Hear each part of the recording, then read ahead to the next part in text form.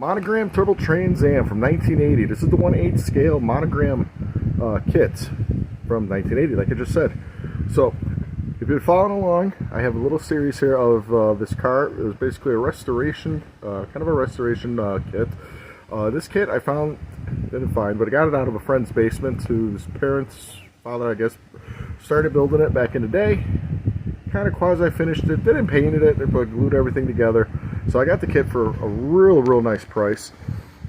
Wasn't what you see on eBay. Real nice price. And I sorted through the kit, had most of the parts. There's a number that were missing, but I had most of the parts. And just went together and put it back together. Cleaned it up, put it back together. So, let me show you what I did. Alright, so we're sitting outside on the deck today because I don't have any place to store this. But here is the 1980 Trans Am, Turbo Trans Am. I did this in, it's so big I can't do this with one hand. I did this in Rust-Oleum Majestic Red. The interior is Rust-Oleum Khaki. Alright, so let's just go down the line and look at this here. So this is Rust-Oleum Khaki, which kind of has that cool 70s vibe to it.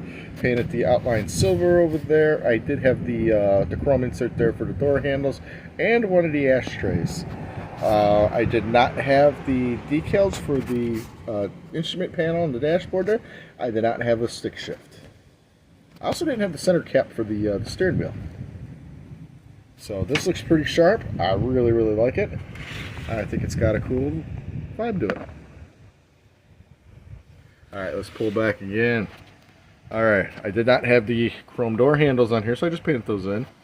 The wheels came out real nice. I spray painted them, focus is there. I spray painted them gold, there it goes. Spray painted them gold and then just did the silver trim work around them to make them accurate, and then the silver lug nuts and hub, and then the black insert. Like I said, there were no decals, so I did not have the Screaming Chicken. Did that in all four of them. They look great. Alright, so let's look forward here.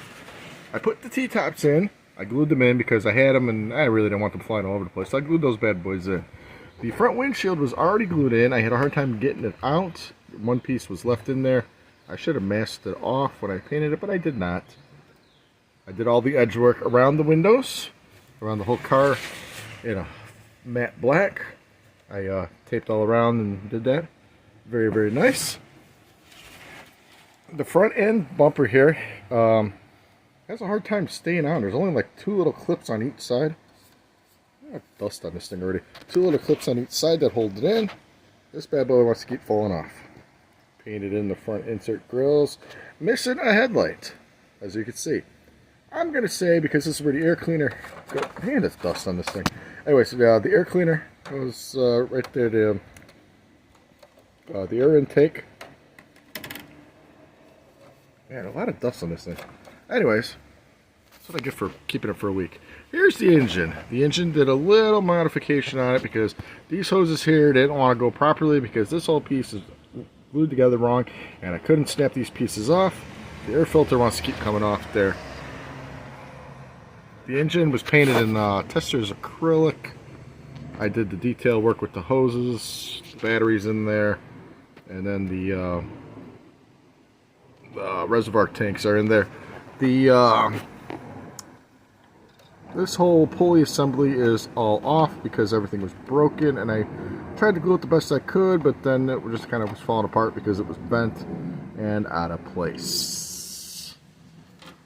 So let me turn this around here. Real nice distributor cap. It's got the little pegs coming off of it here so you can put the wires down.